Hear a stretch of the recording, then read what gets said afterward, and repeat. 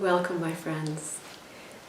We're back at the Awakening Health Show, and today I'm going to do an add-on to the program that we did on enemas. I think we called it the Rolls-Royce of enemas. And what I'd like to do is talk to you about something that can be very beneficial in addition to your enema, which is an abdominal massage. And I find myself just naturally wanting to do this while actually I'm sitting on the toilet. But you can do this lying down while you're still holding your enema. And you can do it anytime, actually, that you find that you're having some abdominal pain or distension. What we're going to be doing with this is we're going to be focusing on how to support the idea we've talked about a number of times, where we have a sink that's overflowing and the importance of clearing the pipe beneath the sink. And in this case, the pipe that we're talking about is going to be your colon and the various parts of your colon. So now what we have here in front of you is an image of the large intestine, which is all around here, and also called the colon. And then we have the small intestine here. And this very light outline in the back here is the bony structure of the skeleton. And at the very, very bottom here would be where the anus is. So we would have body tissue on top of all this. And in some of the anatomy books that I was looking at, they have images where they flip this part over and they can show you what's underneath this portion of the colon called the transverse colon. So this is the left side of our body, and this is where the colon will empty. And I'd like you to imagine that we have a big blockage right here. If we did, we would have problems emptying all of this part of the colon. That's what I was talking to you about with the plumbing in the sink. Anything that is above the blockage is going to have a problem coming out. So if we have a blockage at one of these flexures, like this is considered the splenic flexure because the spleen is on the left side. This is called the hepatic flexure because this is on the liver side. Right here is the cecum, and if you look closely, you'll see that the small intestine comes in here. This is the cecal area, and this is where the cecum is the first part of the contribution to the large intestine or the colon. So this part of the intestine we call the ascending colon because it's going, the fecal material is going to be moving upward. This is the transverse because it's going to be moving from your right side over to your left. And then this side we call the descending colon because it's descending. And right here where we kind of do a little bit of an uplift, this area right in here is called the sigmoid colon. So those are, in case you hear these referred to in other places amongst other people, or you're going to talk about it yourself, those are the parts of the anatomy that we're most interested in here.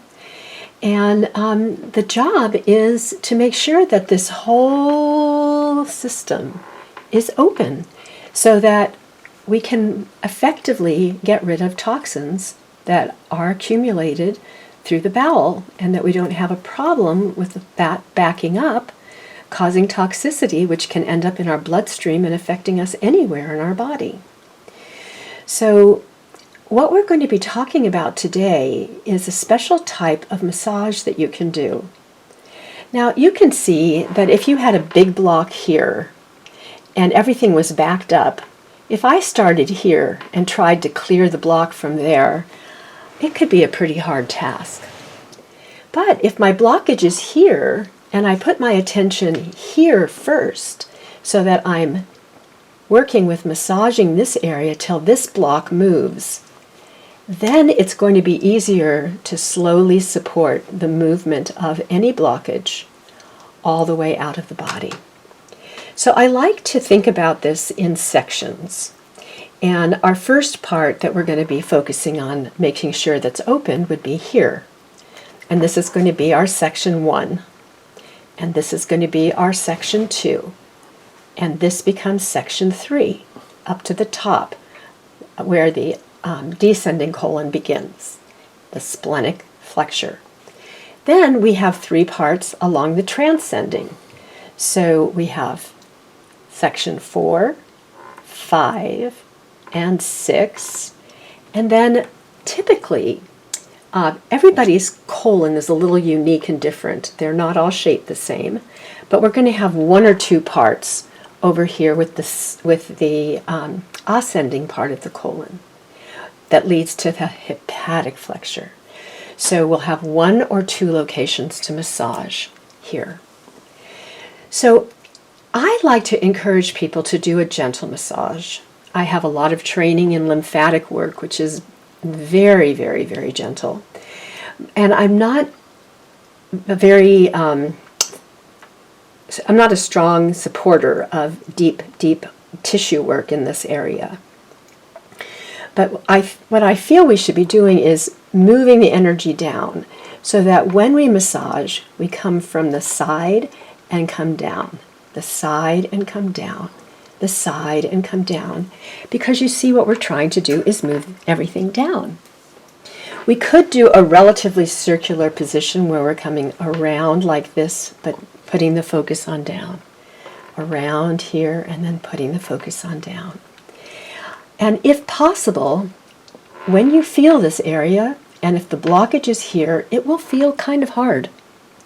And what you want to do is keep working with it until it softens. Once it's softened, then we can start supporting the rest of the drainage. And just like we want the part that's beneath to clear first, what we want to have happen next is that we would be working here, and we'll be supporting this in coming down. And then we're going to come back to here and support this in coming down. So first of all, we start with 1 and keep moving until 1 is clear. Then we move to 2, and once we feel that 2 is clear, we want to make sure that 2 moves down to 1. And then we're going to move up to 3, and we're going to focus on making sure that 3 is clear. When 3 is clear, we're going to come to 2, and then we're going to come to 1. So I want you to see that we're always going back to the thing that we did before. So 3, 2, 1. Now we're going to do 4, 3, 2, 1. Then we're going to do 5, 4, 3, 2, 1. Then 6, 5, 4, 3, 2, 1. And then 7, 6, 5, 4, 3, 2, 1. And 8, 7, 6, 5, 4, 3, 2, and 1.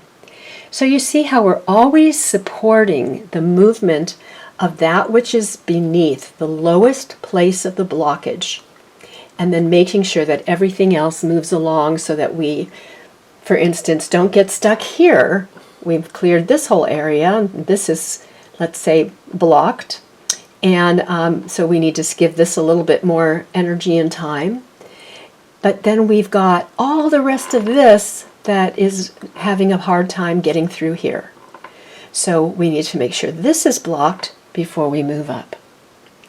And I hope you can understand that principle. It's once you understand that, and we're going to show it to you on a human body, you'll be able to realize what we're after here, clearing the lowest part of the blockage so that everything above has the best chance of moving for us. And for people who experience forms of constipation, this can be extraordinarily helpful.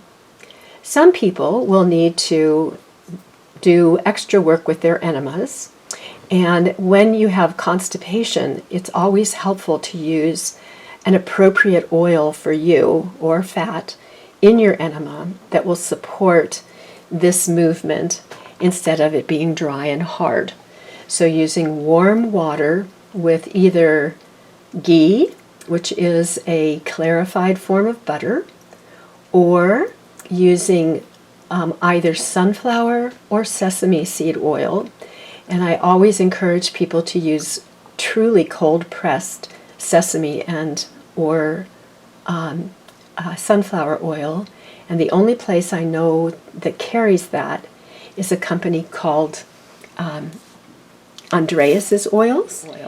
This one happens to be flaxseed oil, not sesame or sunflower. But this is the company's oil that is the only one I know of that's cold pressed. I believe there may be one or two other companies that are using this particular oil in a different name, so that they may have worked with Andreas but put their own name on it. So hopefully that will be of some help to you in understanding a little bit about some uniquenesses. And now we're going to show you this massage principle on a body. So this is a classic little enema tube. Sometimes they're like 1/4 of an inch to 1/2 an inch longer. Typically they're fatter. And if you look at this on here, that's just really like the beginning of this tube. And that's typically where they tell people to, this is what they typically have people insert, something this size, but typically quite hard. And if we take this up here, you'll see that it's about there. And honestly, this is the area in the colon that it's got the most nerve endings all the way down to the anus. It's just these last few inches. And we have friends that were quadriplegics who are unable to have a bowel movement unless someone digitally stimulated them in this area so that their bowels would release. This is the area that makes it really incumbent upon us to get to the toilet fast. And if we're only putting coffee into this area and stimulating this area with something that's harder than something like this, then we're going to be encouraging the release of the enema fluid.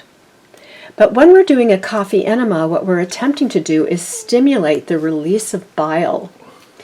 And the bile duct, I should probably grab another image for you, but the bile duct is going to be right up in this area over here.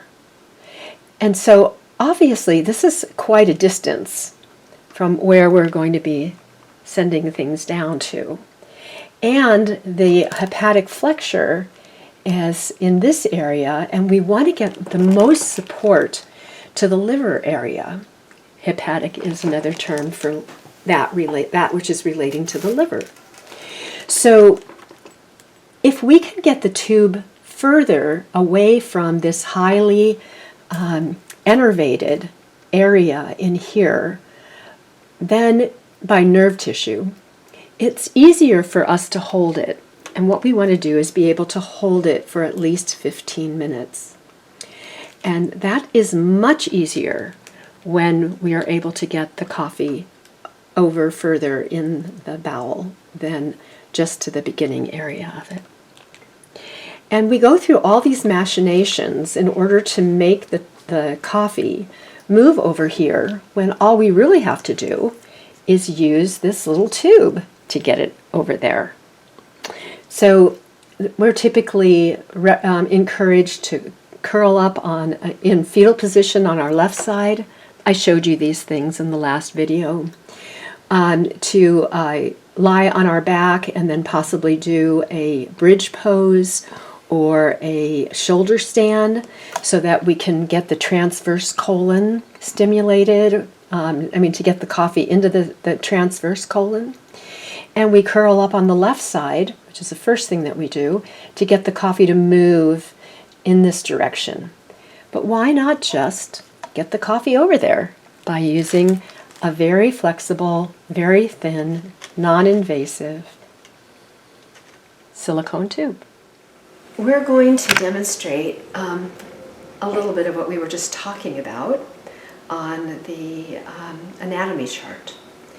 So we would start here, and this is like level 1.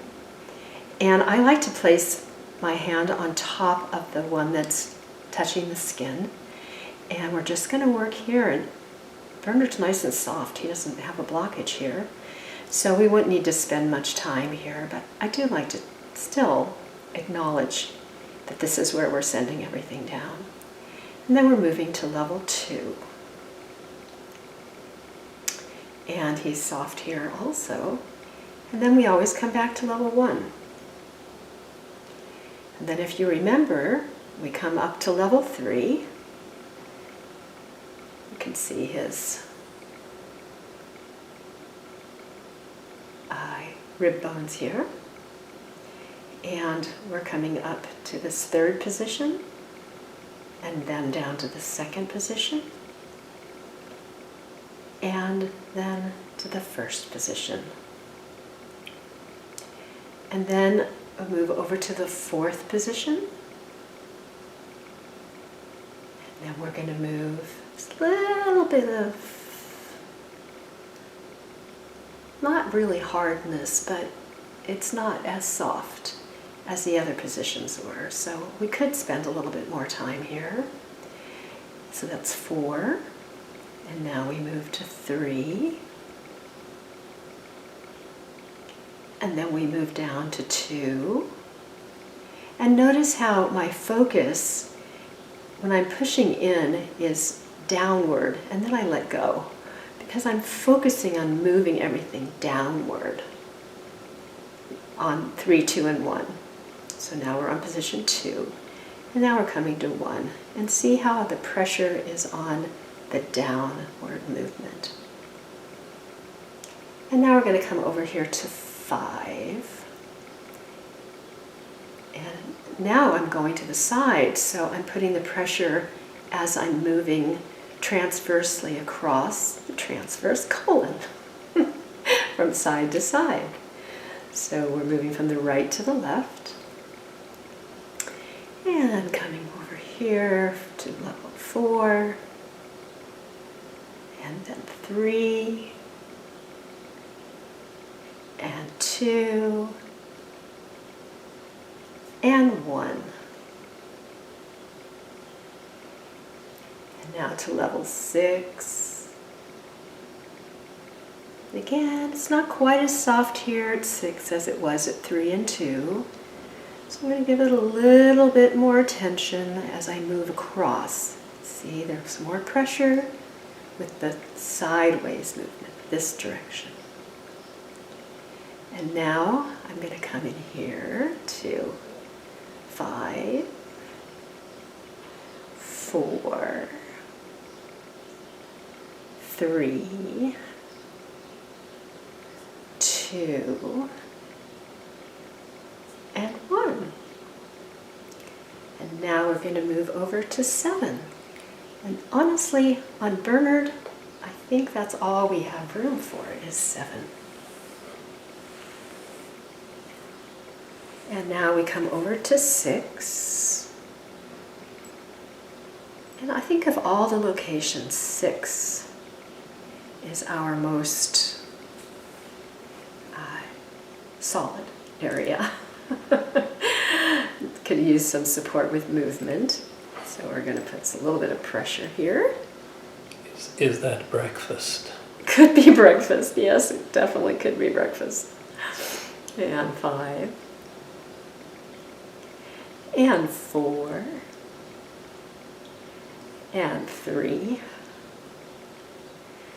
And 2. And 1.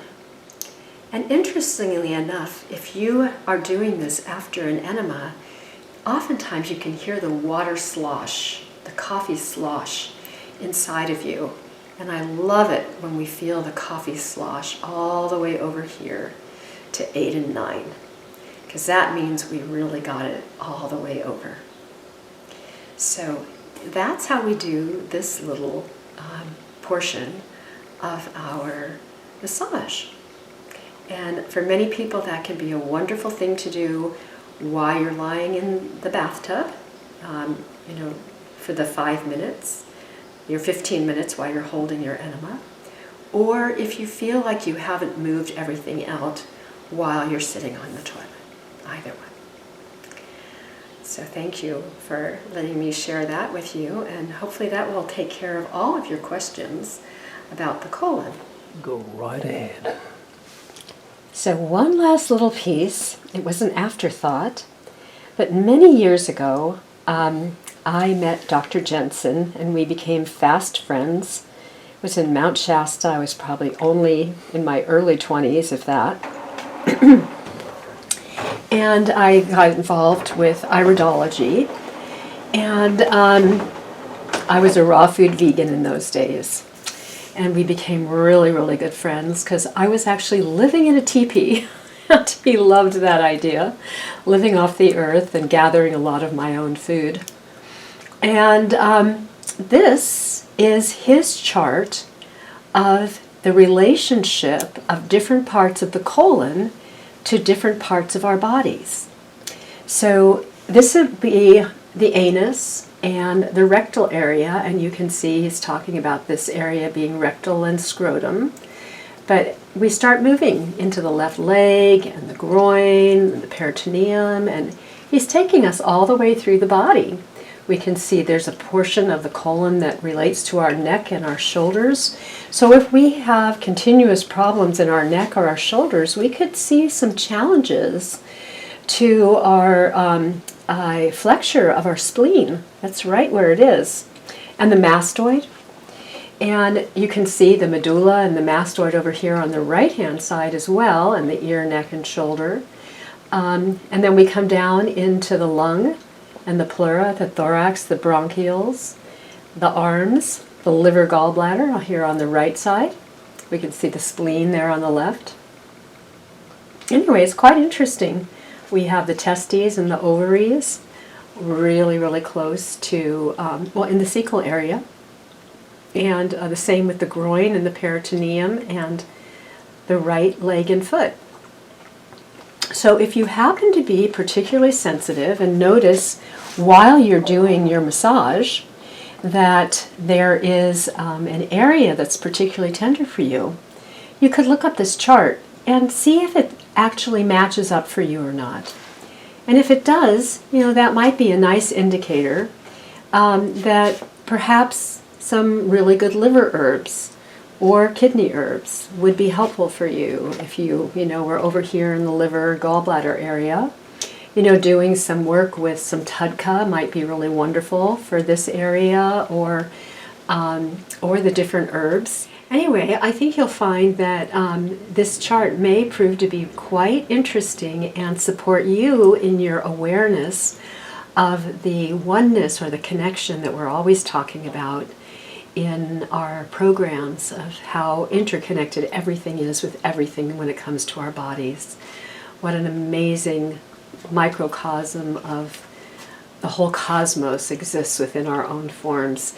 And here's a microcosm of our body showing up in the colon, just like it does in the palm of our hands or the bottom of our feet. It's quite beautiful to see these relationships.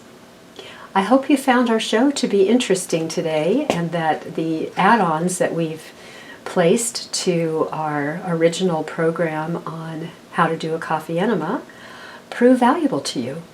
And please let us know if there's anything that you found that was particularly interesting for you, or that you'd like to know more about and explore together perhaps. Wishing you a beautiful day, and thank you so much for joining us on the Awakening Health Show.